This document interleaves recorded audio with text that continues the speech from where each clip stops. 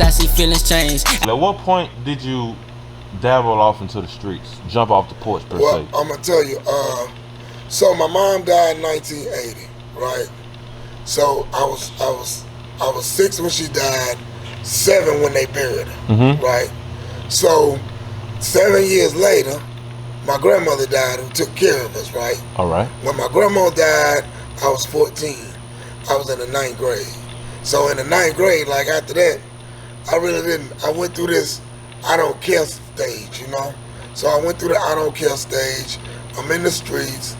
Crack is making its way to Zachary. We don't have money. I'm hungry. You were in 9th grade at this time?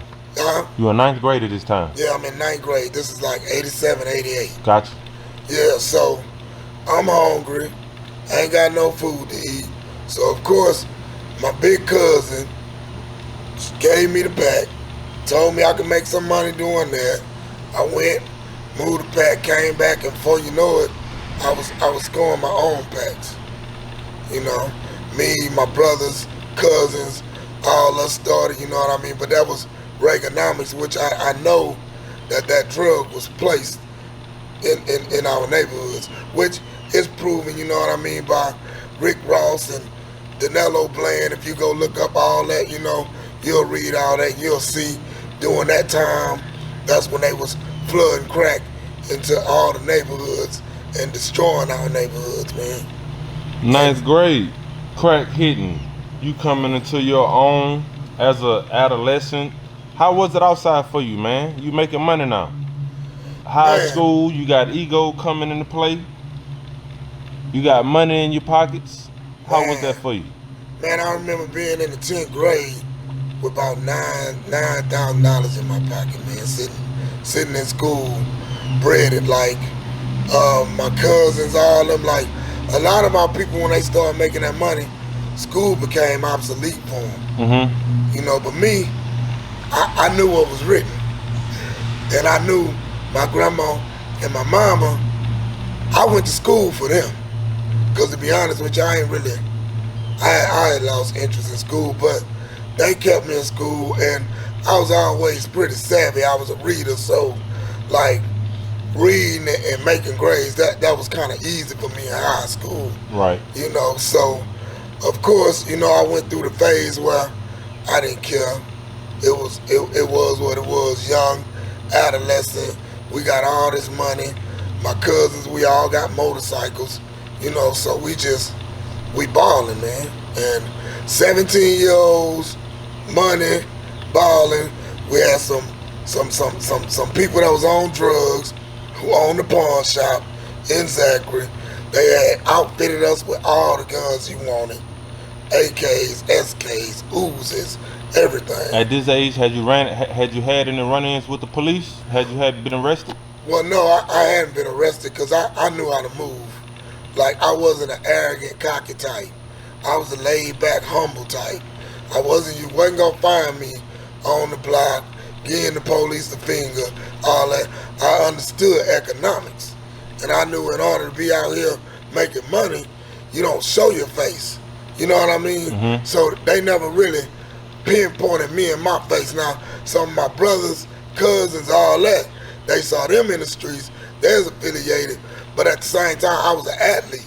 Yeah. I was still playing baseball as well. I was going to say, those aren't usual. I did lose interest in baseball, which, when I think about it, if I'd had the right guidance, there's no telling where I'd be in baseball, but I still thank God for my life, you know. And, man, my grandma died. I didn't care. I'm in the streets. So one day, I was 17. 17, we on the block. We had just scored us I think we had got us a 9-piece, man.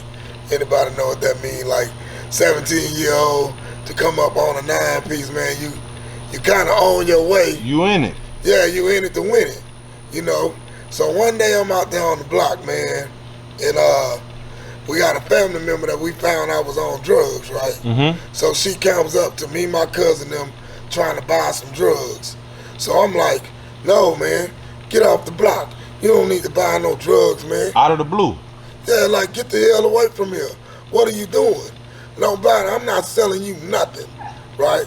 So my cousin, my brother and them, they served her, and they was like, she gonna get it from somebody else. Anyway, we might as well get the money. That hurt me, bro. I was like, I know we bigger than this. I know this ain't right. So, man, you know, God was playing tug of war inside of me. Right. Right? So, I was like, that did something to me, man. What? That did something to the inside of me to where I was like, man, this ain't us. This is not what we supposed to be doing. You came to a fork in the road. Yeah, and so I got on my motorcycle. I had a Ninja 500 motorcycle, and I just took off riding through the Baker's Acre stretch. And in the DMV that we got now in Baker, they had a Navy recruiting office. So I go in that Navy recruiting office, and I'm like, man, if I don't get out here, man, I'm gonna be dead in jail, man. So he's like, well, I really can't get you in until you take the ASVAB test. So I was like, man, give me the test now. He's like, no, it don't work like that. So you gotta study for this test and get ready for this test. I'm like, man, I went to Zach Ryan, man. You know what I mean? Like, it's something about going to Zach Ryan, you feel. Right. It gives you a level of confidence. Right. You know? So I was like, man, give me this test, man. So he's like, all right. He gave me the test. I scored high on the test. So he's like, what you want to do in the Navy? I was like, man, I want to work with weapons. So I had a job in the Navy called a TMT, Tomahawk Tech, Torpedoes Mate, Tomahawk Tech. I deal with all the weapon systems on board the ship. My specialty was Tomahawks. I had a secret clearance in the Navy. Now, in the Navy, I met some mentors, some wonderful black men, because, you know, like where I was from, I didn't really see no good black men. Right, I was going to ask, how was that transition? I had a transition, you know, when somebody call you out on your bull crap, you get mad at first, right? Right, always. You don't really like it. But they called me out on my bull crap. I ain't like it, but at night, when you sitting in that bunk and you looking up at that ceiling, life starts to hit you like it's some stuff you're gonna change, you know. So I had TM1 Farmer, Cedric Farmer, TM1 Tony, Tombstone, Rick, Chuck, all my people, man, Chill, Lil Cat from Texas, Lil J, all them, man. We clicked up together, man, and they really helped me transition through all that pain. You remember the movie Antoine Fisher? Right. You remember how Denzel was helping them? Yeah, like that. I was Antoine Fisher, man. Like, I was hurt, didn't know how to deal with it. I was a man child trying to lash out. For those who don't know, can you tell us what a man child is? A man child is a man with a child's mind, still trying to blame the world and the situation on his problems when it's all about the choices that I was making. Right. I was choosing to make them choices. I was using my mama's death as an excuse. I was using my grandma's death as an excuse. I was using growing up as an excuse to perpetuate a negative cycle. I had to come to grips with that. I had to accept that my life was what it was. Mama ain't coming back. Grandma ain't coming back. Daddy did what he did. What you gonna do? You look in the mirror, look at self, and you gotta self-check yourself. So I had to rise out of the ashes like the phoenix. Like, what am I gonna do? Am I gonna wallow? Am I gonna be a victim of my environment? Or am I gonna press on? So, man, in 94, I had my son, and that kind of changed my whole world. Because I knew I didn't want to pass down them same demons I went through to my son. You know, so that's what I did, man. I stayed focused, and, man, it took God, it took a lot of knowledge, it took a lot of reading, it took a lot of talking to people, it took a lot of mentorship, and, man, I thank God that he spared me. By the grace of God, I'm here. Because a lot of my friends, they ain't here, man. They either in jail or they dead, you know. Speaking to that, all right, you go to the Navy, you do your term. I believe you mentioned you were honorably discharged? Yes, sir. You honorably discharged from the Navy. You come back home to the society that you left 4 years prior. How was that transition? Well, man, coming home, you leave your neighborhood, right? Like crack had just hit in like 80, 86, 87, you know, in Zachary. And like it didn't, when I left in 91, right?